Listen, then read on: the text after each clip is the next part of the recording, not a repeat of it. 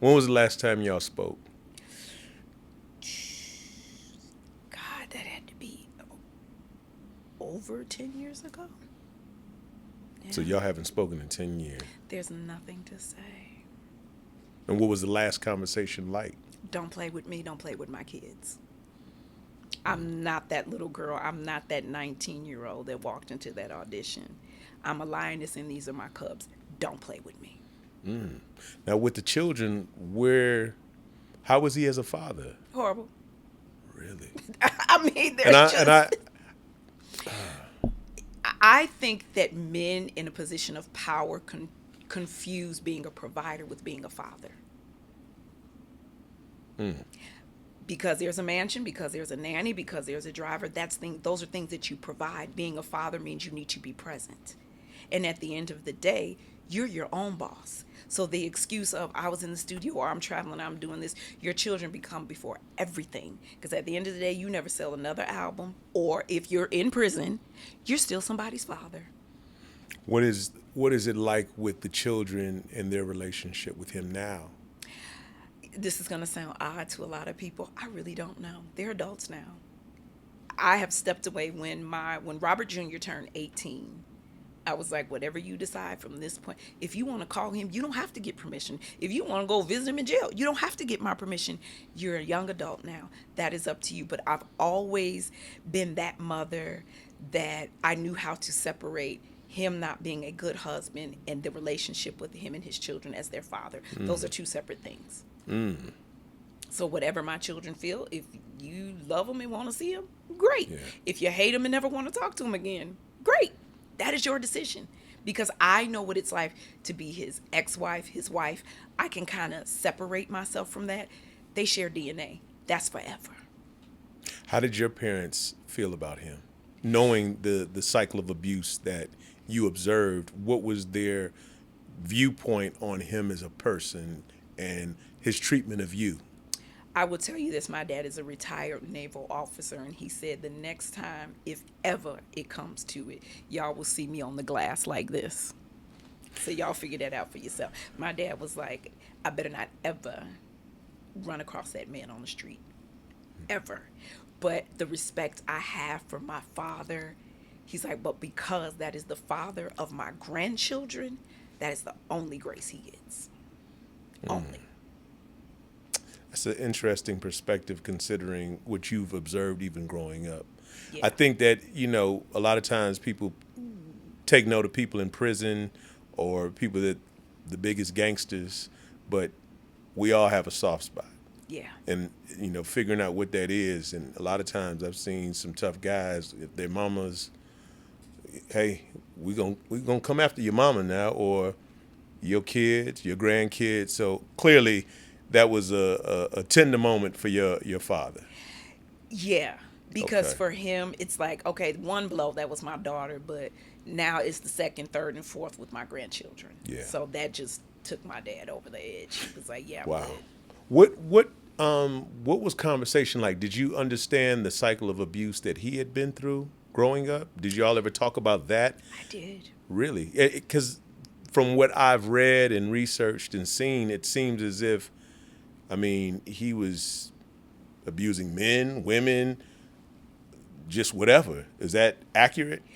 But I think it stems from his childhood being molested by a man and a woman. So wow. So that's confirmed that he was Oh, molested yes. by both men Yes. and women. Men and women Wow. dealing with illiteracy, not being able to read.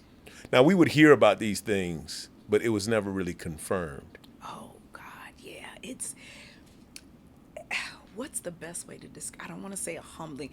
Sitting with him, and I remember going through a Dr. Seuss book, and he gets out of the bed and he goes in the hallway, and I'm like what's like he just transformed into this little boy right before my eyes, and I'm like, what's going on? Like it's just we're just reading stories to the kids. What's going on?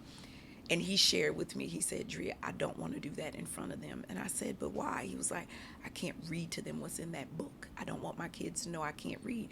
I said, but Robert, what you have to understand is they can't read either. You are magical in here. Make up the story as you go. I'll help you sound it out. And literally, I was teaching him to read through Dr. Seuss books.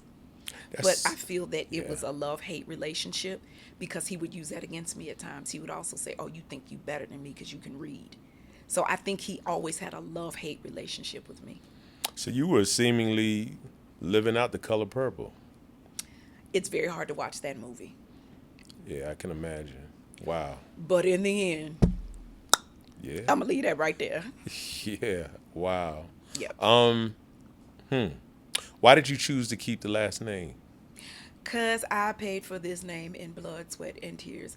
Literally. Literally. Like, after watching What's Love Got to Do with It, I was in the midst of it and coming out of it, and I understood why she said, "You can have everything, but I'm keeping this name." Nobody knows what it's like to be me. And at the end of the day, it's very odd to me that we live in a society.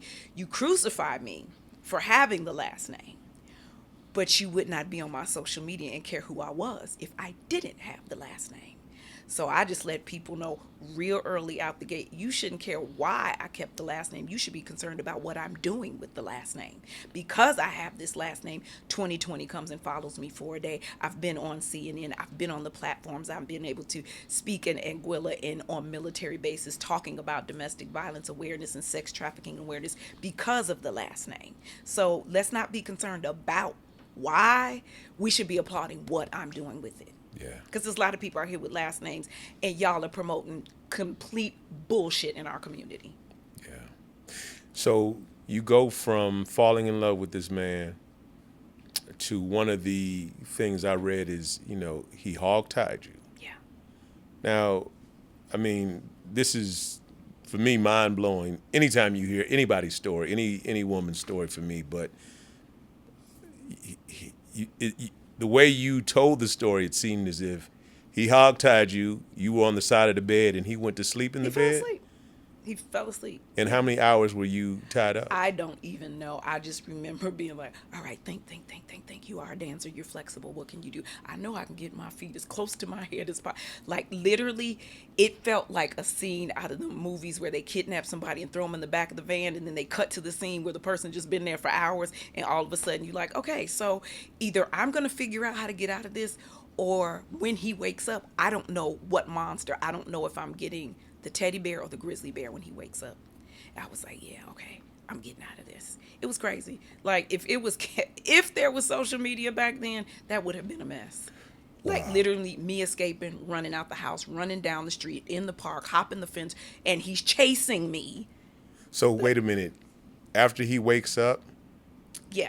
So our bedroom had an automatic lock on it. And that's another thing that people are like, why didn't you just leave? Why didn't you just do this? Why don't you just do that? And I'm like, you have no idea the fortress I lived in. Okay.